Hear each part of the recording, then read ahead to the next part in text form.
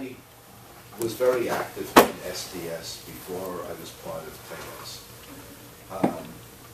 I don't see myself in your description of the New Left at all. If you go back to the Port Huron statement, you don't see galloping statism all over the place.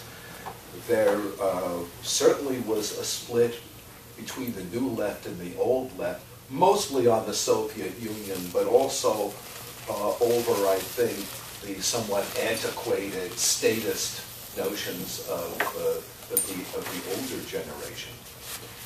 But the idea that the New Left split, some were bohemians, another became, Paul's favorite term was new class operatives, which turned out to be we college professors too. Yeah, someone, I think it was Jacoby, that said something at this. That's the division between those who got tenure and those that didn't, whether or not they were new class operative. So the New Left never was a centralized discipline force. There were factions all over the place, and indeed that factionalism split SDS asunder. Secondly, as a Europeanist and someone who for a long time studied labor relations and political economy, the idea that U.S. employers are more subject to government regulations is ludicrous, absolutely ludicrous.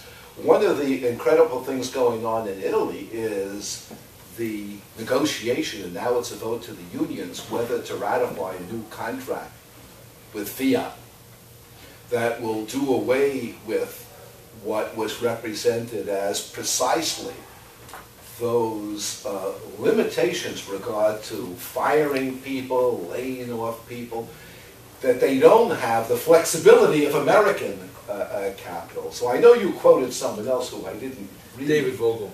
But my own professional background in European labor relations certainly wouldn't agree with that claim.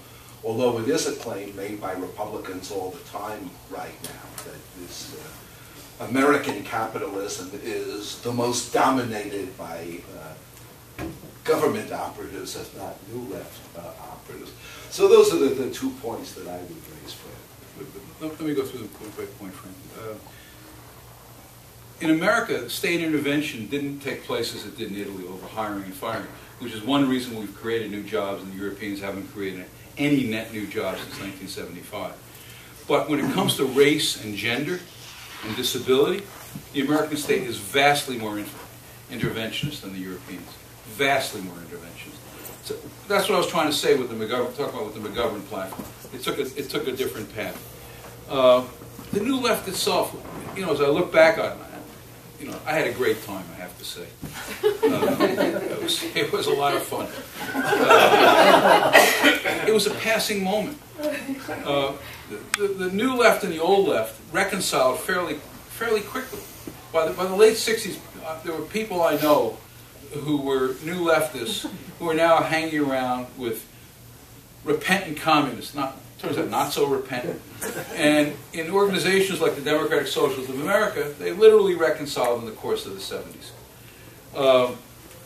The Port Huron statement, to me, is nothing bureaucratic about it, I agree with you, but it's very new class. You remember one of the things it talks about is technological solutions to all sorts of problems. And one of the things it endorses is nuclear power. And one of the key sentiments that runs through the Port Huron statement is that we know how. We know how to do this, we know how to do that. And it's very much, the longer version of this, I talk about the Johnson cabinet. Johnson cabinet meetings open one day, and the convener starts, dear faculty, let us, no, it was 80% of the people around the table were college professors. And there was the sense in the mid-60s that we knew how to do things, that if there was still poverty, it's because we refused to apply the resources, not because we didn't know how to eliminate it.